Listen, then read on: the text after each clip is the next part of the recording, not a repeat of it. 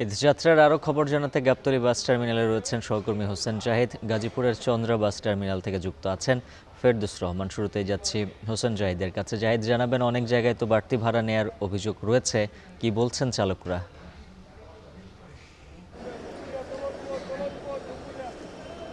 উজ্জ্বল, দুইটি কারণেই মূলত যাত্রীরা বলে থাকেন তাদের ঈদ যাত্রা কতটুকু স্বস্তিদায়ক হলো। তার সে প্রথম কারণটাই কিন্তু ভাড়া বেশি নেওয়া হচ্ছে কিনা তার উপর নির্ভর করে এই উত্তরটি চলে আসে।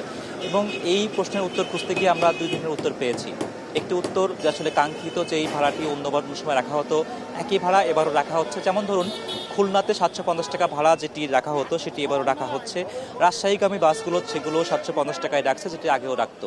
তবে ভিন্ন চিত্র যেটি আপনি জানতে চাইলেন, বেশি রাখা হচ্ছে কিনা, যে সকল বাসগুলো ঢাকার নিকটবর্তী জেলায় যাত্রী বহন করছে এবং এখনও পর্যন্ত তারা টিকিটগুলো বিক্রি করেনি, সেগুলোতে কিন্তু মৌখিক যে সমঝোতা তার উপর ভিত্তি করে ভাড়া নির্ধারিত হচ্ছে এবং সেখানে মূলত ভাড়া বেশি নেওয়ার একটা অভিযোগটা আমরা পেয়েছি। একাধিক যাত্রী এটি অভিযোগ করছিলেন যে আসলে 150 টাকা দিয়েই মানিকগঞ্জ যাওয়া যেত, পাটুরিয়া যাওয়া যেত, কিন্তু সেটি আজকে এসে কেউ কেউ নিচ্ছেন 180, কেউ 200 টাকা, কেউ বা 200 টাকারও বেশি টাকা দাবি করছেন। এবং সেটি মৌখিকভাবেই নির্ধারিত হচ্ছে, যেহেতু এখানে কোনো টিকিট আগে থেকে কাটার যেমন কোনো নিয়ম প্রচলন নেই, একই সঙ্গে সেটি টিকিট দিয়ে টাকার অঙ্ক উল্লেখ করা সেটিও কিন্তু কোনো কারণ এখানে বাধ্যবাধকতা নেই। কাজেই নিকটবর্তী জেলাগুলোতেই মূলত যে সকল ভাড়া বেশি নেওয়ার যে অভিযোগ সেগুলো আমরা পাচ্ছি। যদিও এই রোজার সময়ে মূলত যাত্রীরা ইফতার পরবর্তী সময়ে ঘরে ফেরার যে ভিড়টা বেশি দেখতে পাই, কাজেই দূরপাল্লার বাসগুলো খুবই কমই এই মুহূর্তে আমরা দেখছি গাবতলী ছেড়ে যাচ্ছে। নিশ্চয়ই ইফতার পরবর্তী সময়গুলোতে অভিযোগের সত্যতা নিয়ে আমরা আরও বেশি জানতে পারবো। আপাতত এই ছিল আমার কাছে সর্বশেষ। উজ্জ্বল, যুক্ত হব ফেরদৌস রহমানের সঙ্গে। ফেরদৌস, জানাবেন, গাজীপুর চন্দ্রা মহাসড়কের কি পরিস্থিতি?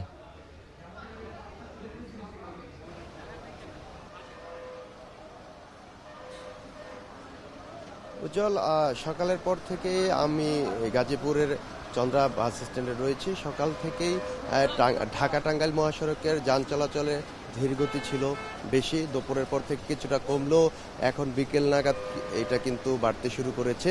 আমরা যেমনটি এখানে দেখেছি চিত্রটি, যে গাজীপুর হয়ে ঢাকা টাঙ্গাইল মহাসড়কে উত্তরাঞ্চলে যাতায়াতের দুটি সড়ক রয়েছে। একটি হচ্ছে সাভারের বাইপাল হয়ে বারুইপাড়া হয়ে কিন্তু ঢাকা টাঙ্গাইলের দিকে যাতায়াত করে। আরেকটি রয়েছে মৌচাক হয়ে, অর্থাৎ গাজীপুর চৌরাস্তা সংলগ্ন একটি রুট রয়েছে, সেটি ঢাকা টাঙ্গাইল মহাসড়কে প্রবেশ করেছে।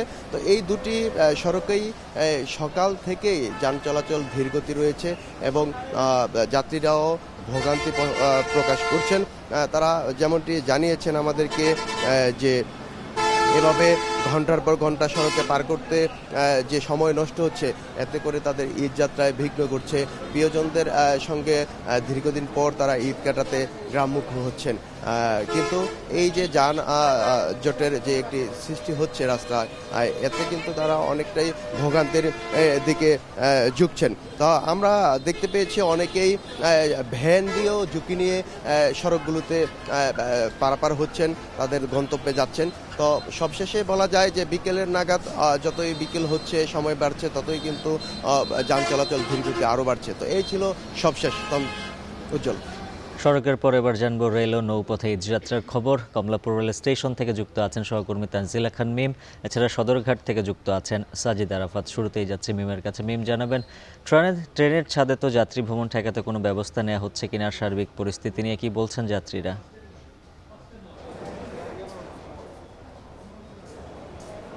উজ্জ্বল, ট্রেনের এই যাত্রার পঞ্চম দিন আজ এই মুহূর্তে কমলাপুর রেলওয়ে স্টেশনে যাত্রীচাপ কিছুটা কম দেখা যাচ্ছে। যেহেতু আজ সরকারি ছুটি শুরু হয়েছে, সরকারি চাকরিজীবী যারা রয়েছেন তারা বেশিরভাগই সকালের দিকেই কিন্তু ঘরের দিকে যাত্রা করেছেন।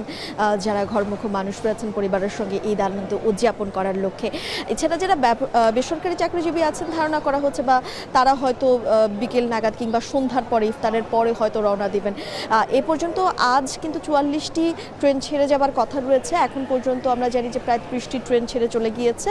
আরও দুইটি, একটি সিরাজগঞ্জ এক্সপ্রেস, সিরাজগঞ্জের ট্রেন, এবং অন্যটি চট্টগ্রামের ট্রেন সুবর্ণ এক্সপ্রেস।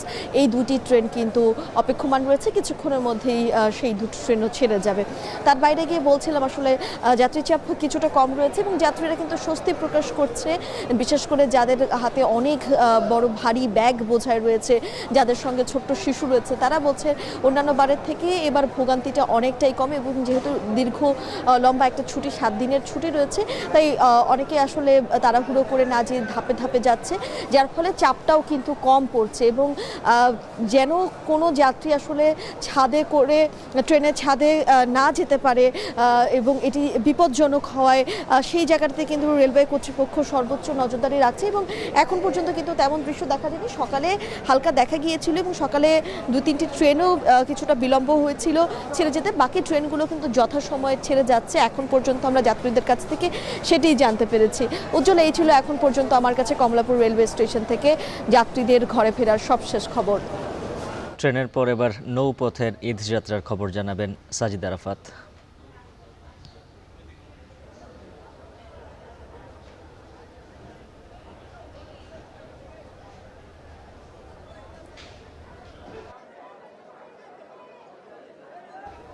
উজ্জ্বল, ঈদ উৎসবের যে ছুটির আমেজ সেটি কিন্তু এরই মধ্যে শুরু হয়ে গেছে। আমরা সদরঘাটে রয়েছি, দক্ষিণাঞ্চলের যে মানুষ যারা রয়েছে কর্মজীবী, তারা ঘরে ফিরছেন প্রিয়জনের সাথে উৎসবে মেতে ওঠার জন্যই যে চিত্র, সেই চিত্র কিন্তু আমরা দেখতে পাচ্ছি। ঘরে ফেরা মানুষের যে চাপ সেটি বাড়তে শুরু করেছে, অর্থাৎ সদরঘাটে আমরা ঈদ উৎসবের আগে যে আমেজ দেখতে পাই, যে চিরচেনা যে ভিড় থাকে, পুরনো সেই রূপ কিন্তু ফিরে পেতে শুরু করেছে সদরঘাট।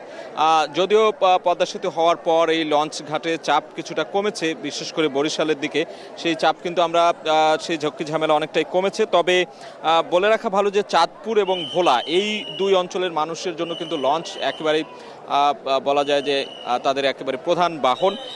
সেই দুই জেলার মানুষের কিন্তু ভিড় রয়েছে এখানে এবং যত সময় গড়াচ্ছে ততই কিন্তু ভিড় বাড়ছে। এখানকার যে নৌপরিবহন কর্তৃপক্ষ, অভ্যন্তরীণ নৌপরিবহন কর্তৃপক্ষের কাছ থেকে আমরা যে তথ্য পেয়েছি, সারাদিনে এখন পর্যন্ত 42টি লঞ্চ এই সদরঘাট ছেড়ে গিয়েছে এবং সন্ধ্যার পর আরও বেশ কিছু লঞ্চ এখানে ঘাটে রয়েছে এখনও, সেগুলো যাত্রী বোঝাই করে এখান থেকে রওনা হবে নিজ নিজ গন্তব্যে, এমনটি কিন্তু জানানো হয়েছে আমাদেরকে। এবং এখানকার যে নিরাপত্তা ব্যবস্থা, সেই নিরাপত্তা ব্যবস্থা নিরাপত্তা ব্যবস্থা নিশ্চিত করার জন্য কিন্তু এখানে আমরা দেখেছি র্যাব, পুলিশের টহল এবং এখানকার যে নৌ পরিবহন কর্তৃপক্ষ রয়েছে তাদের পক্ষ থেকেও কিন্তু নিরাপত্তার ব্যবস্থা নেওয়া হচ্ছে, যাতে কোনো ধরনের অনাকাঙ্ক্ষিত ঘটনা না ঘটে সেই বিষয়গুলো, এবং যারা ঘরমুখ মানুষ তারা যাতে নির্বিঘ্নে ঘরে ফিরতে পারে, এই উৎসবে সামিল হতে পারে, সেই বিষয়টি নিশ্চিত করার জন্যই কিন্তু এখানকার যে নিরাপত্তা ব্যবস্থা সেটি নেওয়া হয়েছে। এবং সন্ধ্যার পরে এখান থেকে যে লঞ্চগুলো এখানে সারিবদ্ধ রাখা হয়েছে সেগুলো ছেড়ে যাবে, 6টা-7টার দিকে ছেড়ে যাওয়ার কথা রয়েছে। এবং সেই লঞ্চগুলোতে কিন্তু এখন পর্যন্ত আমরা দেখছি যে বিভিন্ন অঞ্চলে, দক্ষিণাঞ্চলের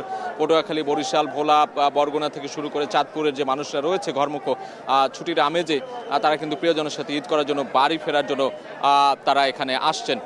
এই ছিল সদরঘাটে থেকে ঈদ যাত্রার সবশেষ খবর আমার কাছে। ঈদ যাত্রার খবর জানাচ্ছিলেন সহকর্মীরা।